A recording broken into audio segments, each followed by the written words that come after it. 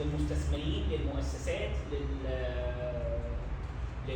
لكبار المستثمرين والشركات الكبيره. يعني شركه تقدر تخش تشتري جزء كبير في شركه ثانيه.